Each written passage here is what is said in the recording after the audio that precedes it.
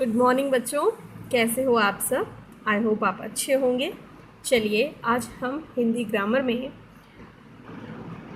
अपना जो चैप्टर हमारा चल रहा है उसकी एक्सरसाइज को सॉल्व करते हैं। तो क्वेश्चन आंसर सेक्शन हमने कंप्लीट कर लिया है। क्वेश्चन नंबर सेकंड से आज हम स्टार्ट करेंगे। देखिए क्वेश्चन नंबर सेकंड में हमको क्या करना है। सही विकल्प पर सही का चिन्ह लगाइए। एक क्वेश्चन है, 4 ऑप्शन हैं, चारों में से कोई एक ही ठीक होगा। तो हमको ढूंढना है कि कौन सा ऑप्शन सही है। तो पहला प्रश्न देखिए, किस शब्द में हिंदी का उपसर्ग नहीं जुड़ा है। 4 शब्दों में से किस शब्द में हिंदी का उपसर्ग नहीं जुड़ा है। यहाँ देखिए, पहला शब्द है अधोगति, अध पका दूसरा है, अधमरा तीसरा है और अध कचरा चौथा है। हम देखेंगे कि इन चारों ही शब्दों में उपसर्ग लगा हुआ है। अधो में उपसर्ग कौन सा लगा है? अधः, अधः, ठीक है। अधपका में अध लगा है, अधमरा में अध लगा है और अध कचरा में भी अध लगा है। तो चारों ही शब्दों में उपसर्ग लगा हुआ है अध। लेकिन क्वेश्चन में क्या पूछ रहे हैं कि इनमें से किसमें हिंदी का उपसर्ग नहीं जुड़ा है। तो देखिए, तीनों में अध उपसर्ग है और पहले में अधः है। तो जो विसर्ग वाले शब्द होते हैं हिंदी भाषा में, अगर हम विसर्ग के शब्दों को प्रयोग करते हैं तो ये याद कर लीजिए कि वो हमेशा संस्कृत भाषा के शब्द माने जाते हैं। तो यहाँ पर जो अधः उपसर्ग है वो संस्कृत भाषा का है, हिंदी भाषा का नहीं है। इसलिए इसका सही आंसर जो है वो पहला है। ठीक है। अब दूसरा प्रश्न देखिए, कृत प्रत्यय किसमें लगते हैं। प्रत्यय जब हमने पढ़ाया था तब आपको बताया था कि जो प्रत्यय होते हैं बच्चों वो 2 प्रकार के होते हैं, एक कृत प्रत्यय और दूसरे तद्धित प्रत्यय।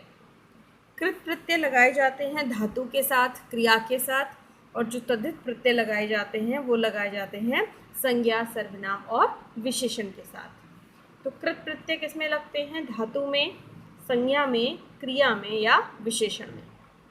तो वैसे तो धातु में और क्रिया में दोनों में लगते हैं, लेकिन क्रिया की धातु रूप में लगते हैं। तो इसका जो सही आंसर होगा वो क्या होगा? धातु में। कृत प्रत्यय किसमें लगाए जाते हैं? धातु में लगाए जाते हैं। धातु में लगाने का मतलब क्या होता है? जैसे क्रिया है लिखना, तो लिखने की धातु क्या हुई? लिख। तो कृत प्रत्यय लिख में लगाया जाएगा, लिखना में नहीं लगाया जाएगा। किस में लगाया जाएगा? लिख में लगाया जाएगा। और नया शब्द क्या बन जाएगा? लिख में लगा के लिखाई। लिख में हमने आई प्रत्यय लगाया तो शब्द बना लिखाई। ठीक है। अगला देखिए, सजीला में कौन सा प्रत्यय है? सजीला शब्द है, उसमें कौन सा प्रत्यय है? पीछे जो शब्द लगे होते हैं, पीछे जो शब्दांश लगे होते हैं उसे हम प्रत्यय कहते हैं। तो पीछे क्या लगा है? सज, वो तो आगे लगा है। जीला, इस शब्द का कोई अर्थ नहीं है। ईला और जेईला, तो आपको समझ में आ रहा होगा कि इसमें मूल शब्द है सज। सज मतलब सजना, सजना का सज लिया गया है, वही धातु ली गई है। और धातु में क्या लगा दिया गया है? ईला, तो शब्द बन गया सजीला।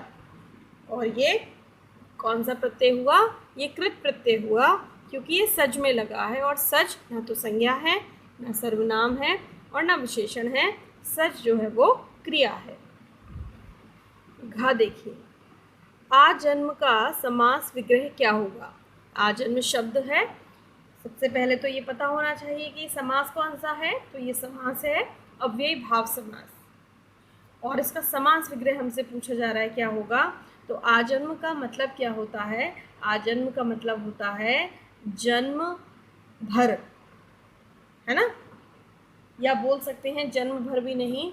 आजन्म का मतलब हुआ जीवन पर्यंत, यानी कि पूरे जीवन भर। ठीक है। तो आजन्म का समास विग्रह क्या होगा? आ और जन्म नहीं होगा, जन्म और जन्म ये भी नहीं होगा। अब 2 शब्द हमें कंफ्यूज करेंगे, जन्म भर या जीवन भर। तो जन्म भर का कोई ऐसा अपना अर्थ नहीं है। जन्म भर का क्या मतलब होगा? शब्द है आपका जीवन भर, यानी कि पूरा जीवन। आजन्म का मतलब जन्म से लेकर, आजन्म का मतलब जन्म से लेकर, तो जन्म से लेकर का मतलब क्या शुरू हो जाएगा, जीवन शुरू हो जाएगा, तो जीवन भर। आजन्म का समास विग्रह क्या होगा, जीवन भर। ठीक है, तो इसका सही ऑप्शन है जीवन भर। अगला देखिए, चंद्र है शिखर पर जिसके, जिसके सिर पर चंद्र लगा हुआ है, चंद्र जिसके सिर पर विराजमान है, अर्थात शिव। और ऐसे कौन से भगवान हैं जिनके सिर पर चंद्र विराजमान है, वो शिव हैं। तो ये शब्द, यह किस शब्द का समास विग्रह है, तो हमें शब्द पहचानना है कि किस शब्द का समास विग्रह ये होगा। चंद्रशेखर, चंद्रशिखर, शिखर चंद्र या चंद्रशेखर। इसमें और इसमें क्या अंतर है, इसमें आप देखेंगे दोनों शब्दों के बीच में हाइफन लगा हुआ है, जो किसमें लगता है, द्वंद्व समास में लगता है, और चंद्रशेखर कोई द्वंद्व समास का उदाहरण नहीं है, तो ये गलत है। तो इसका सही ऑप्शन क्या होगा, चंद्रशेखर होगा। चंद्रशेखर का मतलब जिसके शिखर पर चंद्र विद्यमान है या चंद्र विराजमान है, अर्थात शिव। ठीक है, तो देखा आपने, इस तरह से जो हमारे MCQs क्वेश्चंस थे वो हमने सॉल्व कर लिए हैं। अब आप भी इन्हें अपनी नोटबुक में सॉल्व कर सकते हैं। आइए आगे बढ़ते हैं और अगली एक्सरसाइज में देखते हैं क्या करना है। अगली एक्सरसाइज में बच्चों क्या करना है, देखिए, नीचे दिए गए उपसर्गों से शब्द बनाइए। ये तो बहुत आसान है। नीचे हमें कुछ उपसर्ग दिए हैं, उनसे हमें शब्द बनाने हैं, जैसे कु, हर, भर, वि, परि, प्रति, स्वयं, अन, बद, अब, उत, निस, पुनः, खुश और निर। ये सभी उपसर्ग हैं और इन उपसर्गों से हमको क्या करने हैं, शब्द बनाने हैं। आप भी बनाइए, हम भी बनाते हैं और फिर लौट कर आते हैं। तो बच्चों, हमने तो अपना काम पूरा कर लिया है, आपने भी पूरा कर लिया होगा। चलिए अब देखते हैं आपने कौन से शब्द लिखे और हमने कौन से शब्द लिखे हैं। कु से हमने शब्द बनाया है कुसंग। कुसंग का मतलब बुरे लोगों का संग, बुरे लोगों का साथ। हर से बनाया है हर दम। हर दम का मतलब हर पल, प्रत्येक घड़ी, हर समय। भर से शब्द बनाया है भरपेट। भरपेट का मतलब पेट भरकर। वी से हमने शब्द बनाया है वियोग। वियोग का मतलब क्या होता है, बिछुड़ना, अलग अलग होना। परि से हमने बनाया है परिवार, परिवार। प्रति से बनाया है प्रतिदिन। स्वयं से बनाया है स्वयंभू। स्वयंभू का मतलब अपना खुद, खुद ही मालिक होना, स्वयंभू। अन से बनाया अनपढ़। बद से बदनाम। अव से अवगुण, बुरे गुणों को अवगुण बोलते हैं। उत से बनाया उत्कर्ष, ऊपर की ओर उठना। निस से निश्चित। पुनः से पुनर्जन्म। खुश, खुश मिजाज। और निर से निर्धन। आपने अगर कुछ और बनाए हों और अगर वो सही हो तो वैसे ही रहने दीजिएगा, और अगर वो गलत हो तो आप चेंज कर सकते हैं। ठीक है, अब चलते हैं अगली एक्सरसाइज पर। अब एक्सरसाइज 4 में क्या करना है, देखिए, नीचे दिए गए शब्दों में से उपसर्ग और मूल शब्द अलग करना है। ये बहुत अच्छी एक्सरसाइज है। कुछ शब्द दिए हैं, इनमें से उपसर्ग और मूल शब्दों को अलग करना है। शब्द देखिए, दुष्कर्म, कमज़ोर, अंतरात्मा, कुपात्र, परिजन और निधड़क। इसमें से आपको उपसर्ग और मूल शब्द अलग करने हैं। आप लोग भी अलग कीजिए, हम भी अलग करते हैं और फिर वापस मिलते हैं। देखिए, दुष्कर्म में उपसर्ग है दुष। यहाँ पर हमने षटकोण वाला शा बनाया है हलंत लगाकर, और मूल शब्द है कर्म। कमज़ोर में उपसर्ग है कम और मूल शब्द है जोर। अंतरात्मा में उपसर्ग है अंतर और मूल शब्द है आत्मा, यानी कि अंदर की आत्मा। कुपात्र में मूल शब्द है उपसर्ग है कु और मूल शब्द है पात्र। परिजन में उपसर्ग है परि और मूल शब्द है जन। निधड़क में उपसर्ग है नी और मूल शब्द है धड़क।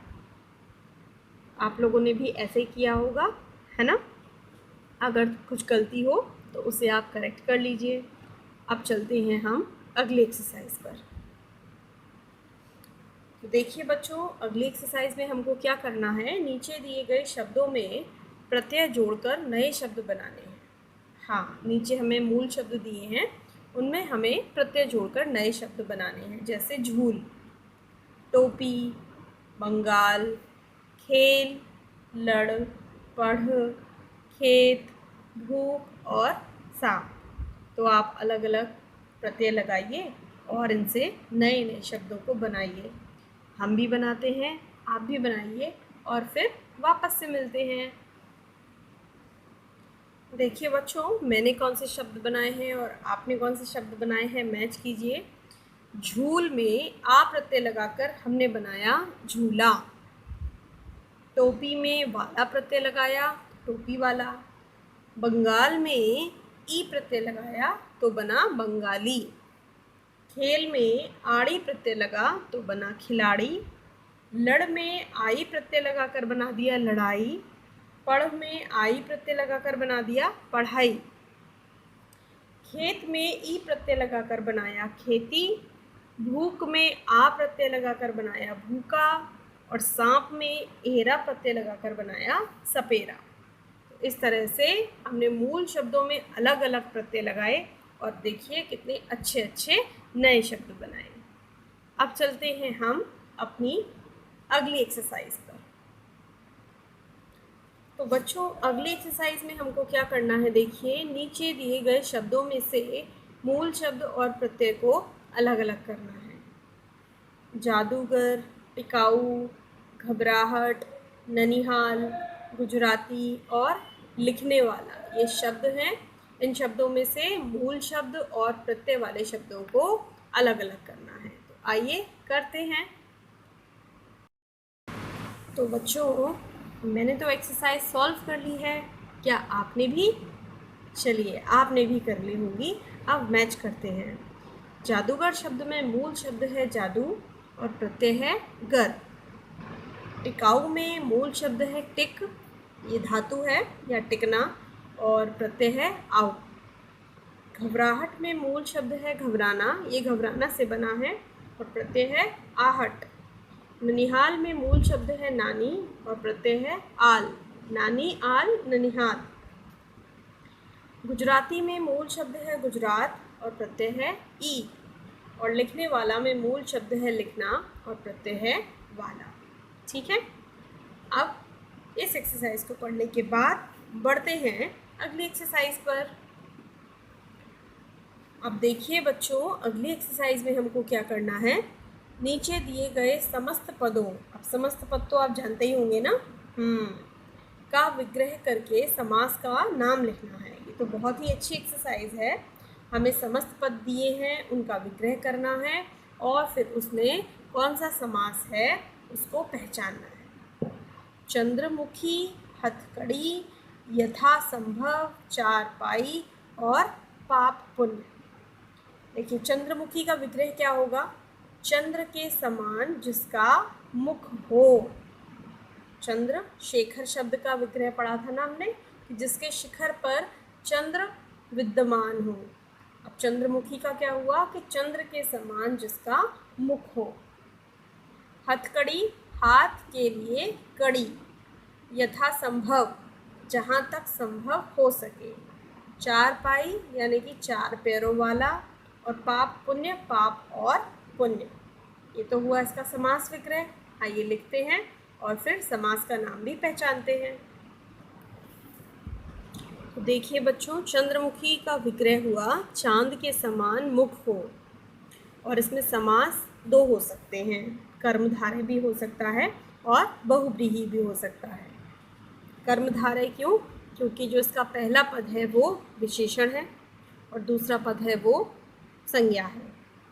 और बहुव्रीहि इसलिए हो सकता है क्योंकि चंद्रमुखी किसी विशेष व्यक्ति के लिए भी हम इस्तेमाल कर सकते हैं। तो जब सेंटेंस में पूछा जाए और क्लियर हो जाए कि ये किसके लिए इस्तेमाल हुआ है तो बहुव्रीहि लिखेंगे, लेकिन यहाँ सेंटेंस नहीं है, केवल शब्द है, तो हम किसी भी चंद्र के समान मुख रखने वाली स्त्री को चंद्रमुखी बोल सकते हैं। चंद्र के समान का मतलब जिसका मुख बहुत सुंदर हो, उसे चंद्रमुखी बोल सकते हैं। तो यहाँ पर हमने कर्मधारय लिखा है, लेकिन अगर बहुव्रीहि भी लिखा जाता है तो भी ठीक माना जाएगा। ठीक है, अगला देखिए, हथकड़ी, हाथ के लिए कड़ी। तो यहाँ पर के लिए क्या है, विभक्ति चिन्ह है, इनका लोप हो गया।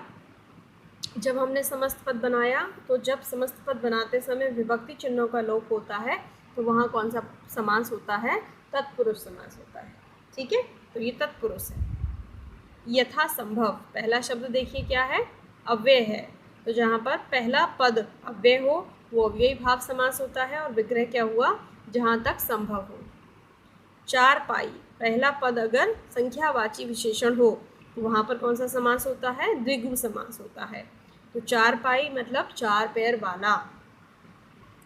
पाप पुण्य, जहाँ हाइफन लगा हो और दो विलोम शब्द दिए हो वहाँ पर कौन सा समास होता है, द्वंद्व समास होता है। तो इसका विग्रह पाप और पुण्य होगा। दो बिल्कुल विलोम शब्द हैं तो वहाँ पर द्वंद्व समास होगा। तो इस तरह से हमने समास को पहचान लिया है। ठीक है, अब अगली एक्सरसाइज में भी समास ही पहचानने हैं। तो आइए बच्चों, हम अपनी इस एक्सरसाइज में भी समास को पहचानें। दिए गए पदों में समास कीजिए, नीचे दिए गए पदों में समास करना है हमें। चलिए, धर्म और अधर्म में समास करना है, मतलब हमें सामासिक पद बनाना है। तो धर्म और अधर्म का सामासिक पद सोचिए क्या होगा। हाथ ही हाथ में मतलब हाथों हाथ। अधिकार देने का पत्र, अधिकार पत्र। तीन नेत्र हैं जिसके त्रिनेत्र। बिना जाना हुआ, अनजान। शरण को आगत, शरणागत। आठ आनों का समाहार। वचन रूपी अमृत। पाप और पुण्य। भला है जो मानस। समास करके अभी वापस आते हैं, तब तक आप भी सोचिए। तो देखिए बच्चों, किस प्रकार से हमने समास किए हैं। धर्म और अधर्म का सामासिक पद, धर्म अधर्म और बीच में हाइफन। हाथ ही हाथ में, हाथों हाथ। अधिकार देने का पत्र, अधिकार पत्र। तीन नेत्र हैं जिसके त्रिनेत्र। बिना जाना हुआ, अनजान। शरण को आगत, शरणागत। आठ आनों का समूह या समाहार, अठन्नी। वचन रूपी अमृत, वचनामृत। पाप और पुण्य, पाप पुण्य। भला है जो मानस, भला मानस। ये तो समास हुए। अब आप इन्हें देखकर बताइए कि क्या आप पहचान सकते हैं कि ये जो सारे सामासिक पद हैं इनमें कौन सा समास है। हाँ, पहचान सकते हैं बिल्कुल। तो ये एक्सरसाइज आपको अपने आप सॉल्व करनी है, जिसमें आपको समास पहचानना भी है कि इन सामासिक शब्दों में कौन सा समास प्रयोग हमने किया है। ठीक है बच्चों, इसके साथ गतिविधि वाली जो एक्सरसाइज है इसमें वर्ग पहेली में से दिए गए प्रत्ययों वाले शब्दों को ढूंढ कर लिखना है। ये आपके प्रत्यय दिए गए हैं, इनमें से वर्ग पहेली में से इन प्रत्ययों वाले शब्दों को ढूंढकर आपको लिखना है। तो ये एक्सरसाइज भी आपको अपने आप करनी है। यहाँ पर आकर आपका चैप्टर फिनिश हो जाता है। अगले वीडियो में हम अगले चैप्टर की बात करेंगे। तब तक आप इस चैप्टर की एक्सरसाइज को सॉल्व कीजिए, समझिए और रिवीजन कीजिए। ठीक है, अगले वीडियो में फिर मिलते हैं। Till then take care of yourself. Bye.